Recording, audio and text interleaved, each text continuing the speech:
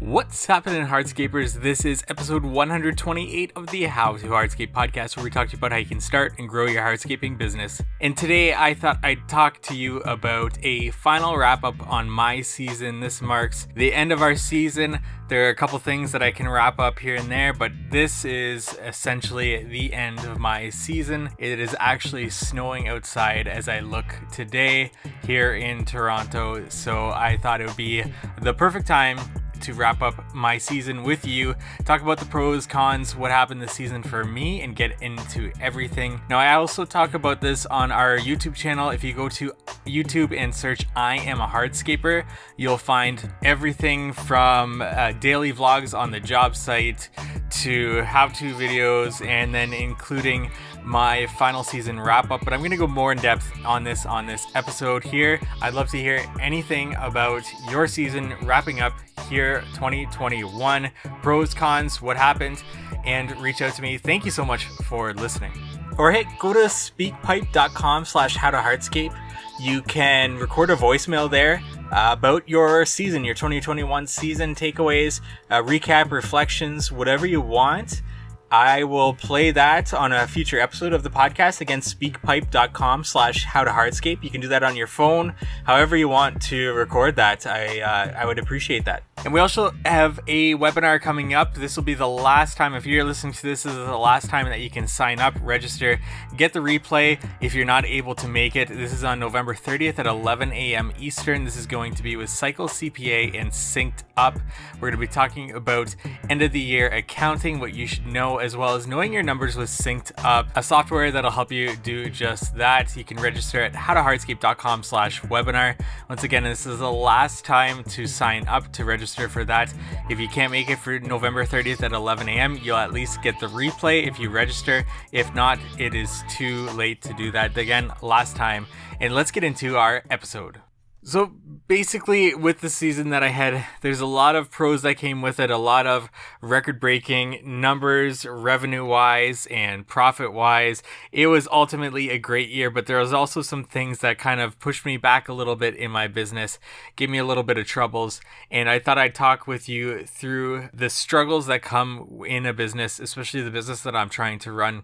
I'm not trying to scale up my business rapidly. I want to remain fairly debt-free in my business. There's also a lot of struggles that come on the personal side in terms of being in a relationship, and a business is really, it's, even though I'm the only one running the business, it's really about a partnership between myself and my wife, and that can be difficult at times to communicate a vision and get aligned on that vision and to kind of push forward in a business such as a hardscape business. But that's a topic for another time. I'm going to stick specifically to hardscape business, what happened, pros and cons of what happened in the season, breaking down everything that happened. But specifically, starting at the beginning of the season, I started right away in a bad start. It was a project that I took on last minute that was a basically lift and relay project that ultimately I feel I could have done a much better job communicating with the client, but also that I just don't think that it was a great fit between myself and the client. The project came in last minute. It was a perfect squeeze into the beginning of my season to get things started, and the project came as a word of mouth from somebody that I actually knew. So I thought perfect timing for everything. Everything just lined up. In that initial consultation, I kind of felt that maybe it wouldn't be a great fit in terms of our personalities, and just communicating the certain things that I do communicate with a lift and relay type of project. You know, things don't always go down the same way that they come up, especially this was a raised patio, and just talking through the different steps that we do, it didn't seem like it was sitting too well with the client. Ultimately, we went ahead with it, we went forward with it, and again, those things that I tried to communicate in that initial consultation came up, and the client was shocked when they came up. So really a difficult thing for me to kind of put myself in their shoes and improve that communication process. I also put those things in writing when I do a job proposal, but ultimately when those things do come up, I don't want to point back at the proposal and say, see, I said it here. I want to kind of talk through with the client about why things happen the way that they do. Ultimately, we concluded that job, and I made everything right as well as I could for the client. We found ways to kind of meet in the middle, and I put that project behind me because it went on longer than it should have. I actually did more for the client than I had actually initially written up in the proposal, and I thought that would get me somewhere with the clients a little bit more. It didn't. That really taught me to spend a lot more time with understanding whether or not the client and you would be a good fit personality wise. It just turned out it wasn't. I tried to put that job behind me as fast as possible to move on to the next projects because I had a lot of great projects lined up this year personally, which brings me to something in my personal goals with my business, because I started my business 4 years ago as a lift and relay specific business. Now, we did do the odd design build project, but when I started my business, I thought specifically I'm going to do lift and relays because I worked for a supplier for many, many years.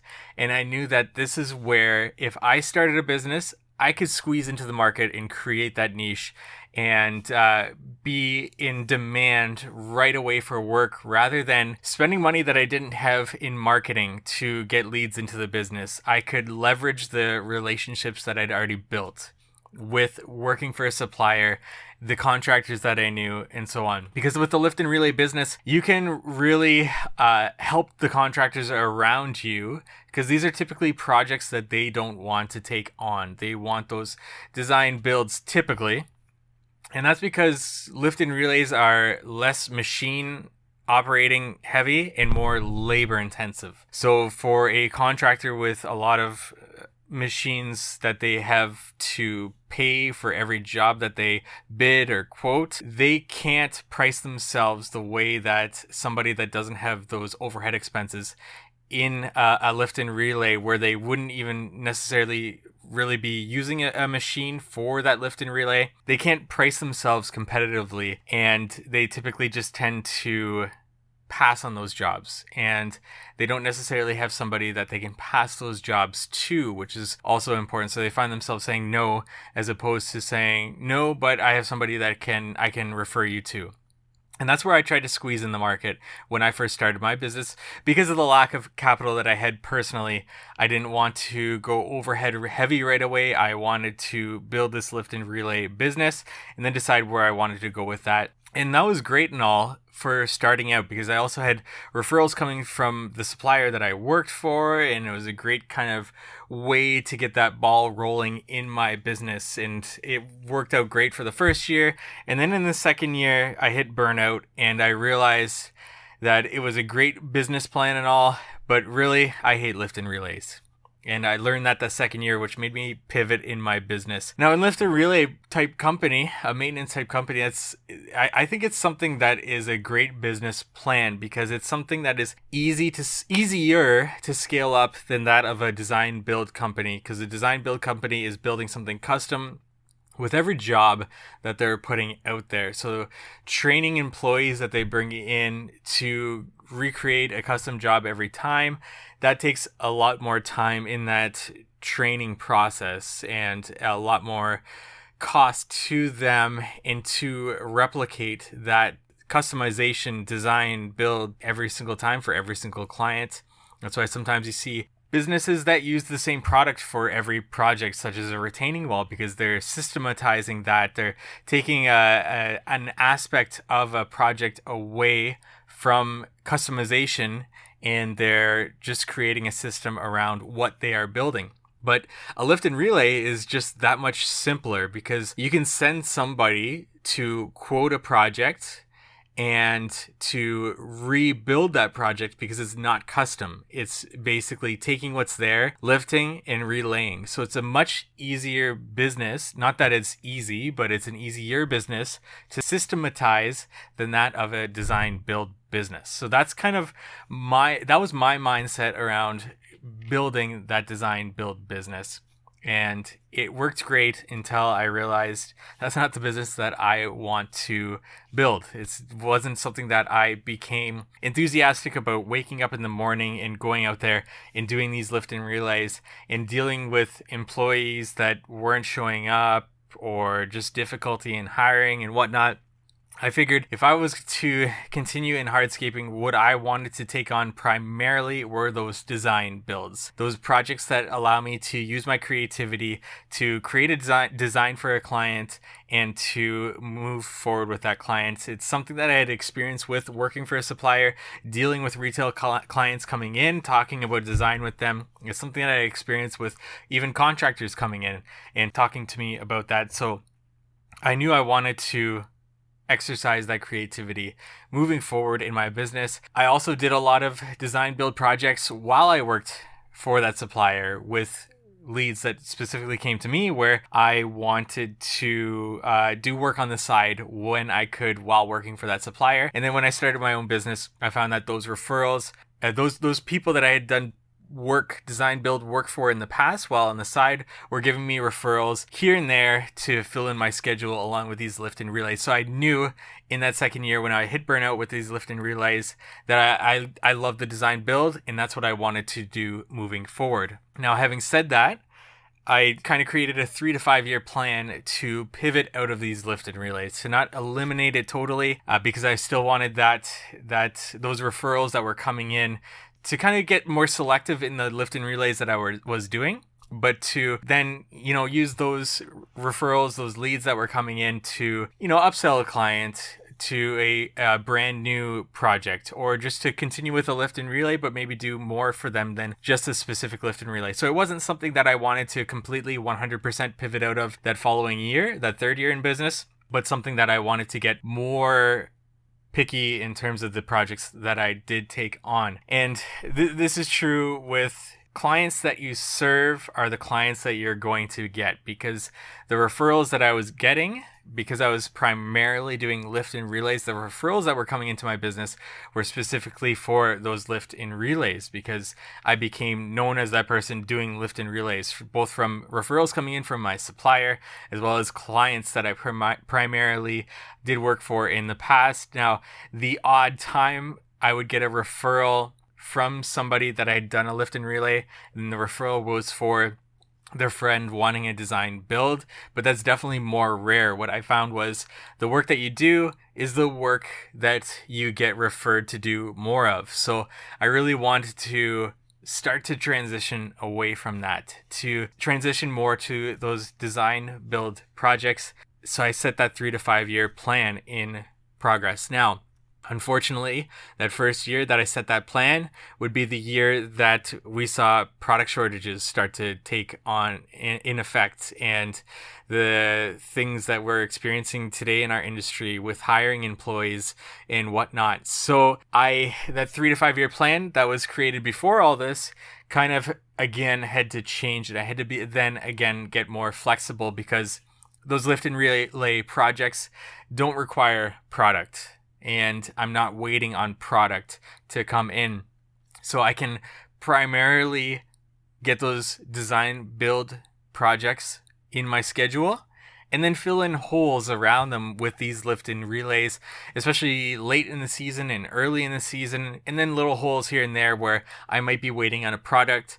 And to be able to start this project, I want to have that product on hand. So I'll go ahead and do 1 or 2 lift and relays before I start that project, so I can keep myself busy, keep my guys busy, and move forward with that.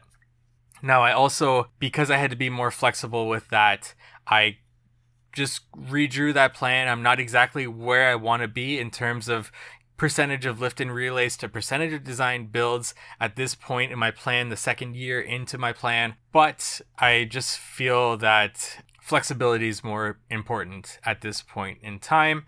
And then I'll reevaluate as we continue to go in our business. That being said, I had a lot of great projects coming in this year. A lot of referrals from previous design builds are starting to accumulate. I'm getting that word of mouth for those design builds, and I had a lot of amazing projects that I'm super happy about, where, when I first started these design builds, I really wanted to focus on those upsells of lighting, of fire features, of anything that I could, that I was able to fit in and to provide value for my client as well as my bottom line. I really saw those pay off.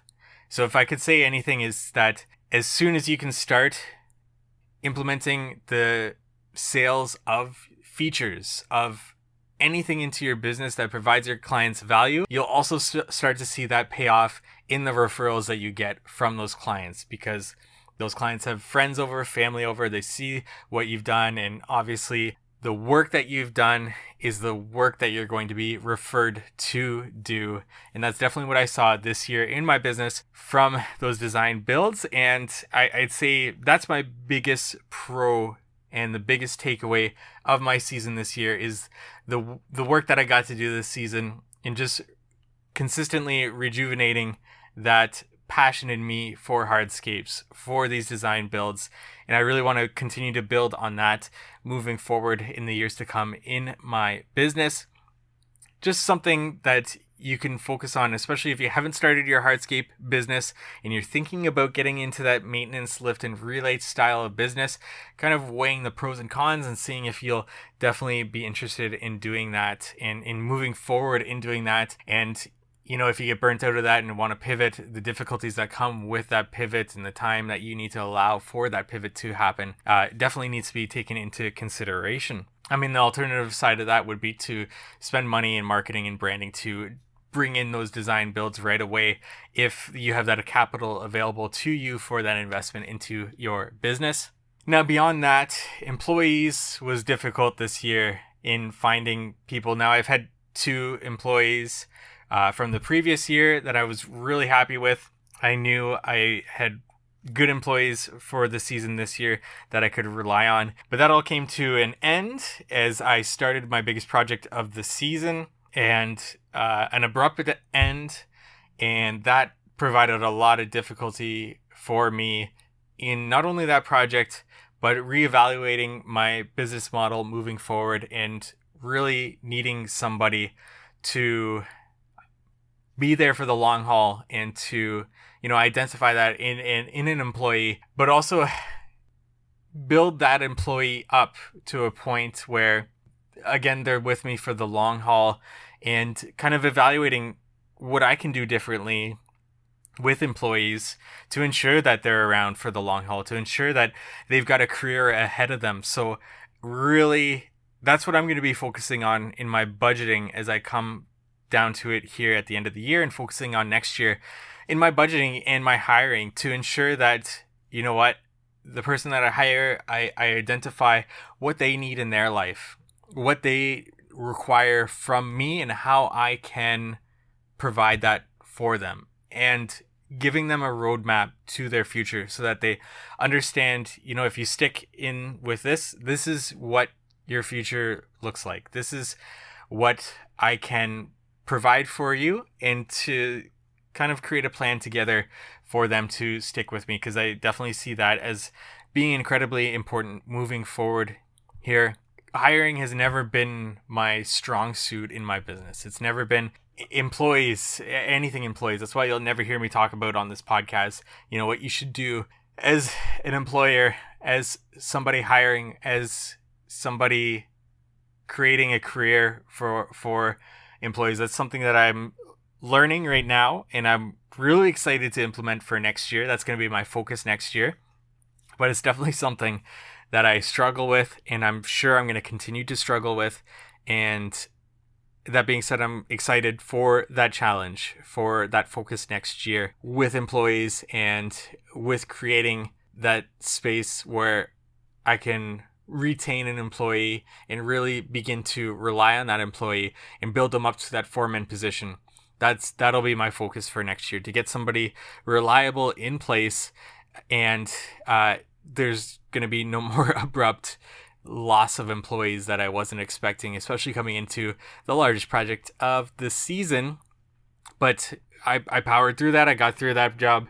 Took a bit longer than I wanted, but excellent clients. Again, coming back to choosing the right clients to work with, compared to the beginning of the year, and the problem that I experienced on that project, and the contrast to that at the end of the year, and the difficulties that I went through at that time. And the client was extremely helpful and flexible with me during that time. Just that pre-qualifying of your clients is so important, and that project right there just showed me how important that was for a process when choosing a client. And I couldn't be more thankful for the client that I had at that time to wrap up basically my season, besides a few small jobs here and there. Now, beyond that, I also want to, because of my business model, I really took on quite a few projects that other companies may have easily passed on because of access. And I've definitely leveraged Gatorbase in my business for those tight access situations to be able to take the labor down on projects. But that being said, tight access is not necessarily the projects that I want to take on in the future. So that's something that I want to also start to transition out of, unless it really makes sense for me to take on that project. And with those tight access projects, it's kind of delayed me in purchasing the right type of equipment for my business, because I take on such a wide variety of access to a project. Now, this might not really resonate with everybody listening to this, because I always see projects online with this incredible access, at least through stories on Instagram or video, where it's easy to get equipment in and out of the backyard. Where I am and where I service, it's that is so far from the case.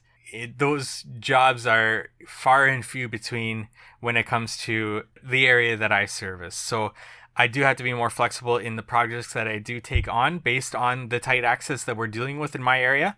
But I also want to ensure that I can always get a machine into the backyard. And because of the variety of access projects that I've been taking on, it made more sense to rent up until this point, because this project, I can get in a bigger machine into the backyard. We can tackle that out a lot more efficient. Whereas the next project, I can't even squeeze in a little tiny mini skid steer into that project. And we're going to have to rely on Gatorbase for it. Or maybe we can squeeze a tiny, tiny mini skid steer, but I don't want to commit to purchasing that tiny, tiny mini skid steer, because when it comes to a project with larger access, that thing is going to be less efficient than if I was to rent a bigger piece of equipment for that project. And vice versa, if I purchase a bigger piece of equipment, whether it's a mini skid steer or a skid steer or mini excavator, whatever it might be, if I commit to purchasing that larger piece of equipment, then I can't squeeze that into those smaller access projects. And regardless, I still need to be billing that out to my clients for every project. So I've kind of been stuck in this pickle of knowing when the right time is to purchase that equipment. And I still don't have that in my business, but renting really has been treating me well up until now. And I've been relying on that, but I look to kind of transition away from that. I don't know exactly when, but we'll see about that in the near future in my business. But that's also a personal decision for me, not just a business decision, because just where we are personally in our lives and where we are currently located might not exactly be where we're located shortly in the near future. It may be, but we're just at a point in our personal lives where it doesn't make sense to tie ourselves down with a significant number of assets in our business that may not make sense purchasing, moving to another area, realizing that wasn't the perfect purchase for my business. And sure, we could easily resell that and then purchase a new piece of equipment. But right now, just in our personal situation, it makes more sense to rent and to continue in that. Now, other pieces of equipment we don't rent. We own everything in my business that I would need for the installation, including, vacuum equipment, compaction equipment, everything that I would possibly need. The only thing that I'm lacking would be that piece of equipment for excavation, material movement, etc. And finally, a goal that I set for myself that I didn't come anywhere near of accomplishing was I wanted to do more social media with showing my face and walking through projects. I don't know how you can be so consistent at that. Huge props for those guys doing that. I just get so caught up on the job site, and I love being on the job site. I don't see myself coming out of the job site anytime soon, but I'm just so focused on the business and what's in front of me on that job site that I completely forget to flip out my phone and to start recording something. Now, I use that time that I did have to think about those things to film videos for YouTube that I just launched at I Am a Hardscaper there. But to, on top of that, then take out my phone to do a story or to do a video for social media, specifically like Instagram, Facebook, to show my face, to build that brand for my clients, prospective clients to see, as well as my clients to see moving forward in the future. That's what I want to get to in the next step on the job site. And that's why I want to really focus on employing the right people that I can put into positions that I don't need to babysit them, that I can then start to use my time to do those types of things for my business, the storying, the showing my face, the creating the branding and everything like that. And that's not an epiphany that I just had. That's something that I've been working towards. Just a few setbacks this year, but I look forward to next year, what next year is going to bring. I've already started to write down my goals, to really think about the game plan moving forward in my business, to really set that vision for the future and what I want to accomplish next year in my business. Again, a lot of great things that happened this season, a lot of things that set me back a little bit, but ultimately I'm happy to have had a record-breaking year for my business in terms of revenue, but more importantly than that, the profit, which is the most important thing at the end of the day. And I'd love to hear how your season was. Message me on Instagram at How to Hardscape or at I Am a Hardscaper. I'd love to hear how your season went. If any of these things kind of resonated with you as well, I'd love to hear anything about your season wrapping up here 2021, pros, cons, what happened, and reach out to me. Thank you so much for listening. Or hey, go to speakpipe.com/howtohardscape. You can record a voicemail there about your season, your 2021 season takeaways, recap, reflections, whatever you want. I will play that on a future episode of the podcast. Again, speakpipe.com/howtohardscape. You can do that on your phone, however you want to record that. I would appreciate that. Thank you for listening to today's podcast episode. Visit us at howtohardscape.com for more information on the subject. Actually, go to YouTube, search I Am a Hardscaper, and subscribe to our YouTube channel. And let us know what you want to learn about in future episodes by reaching out to our social channels. We are at How to Hardscape wherever you can find us. And we look forward to meeting with you next week on the How to Hardscape podcast.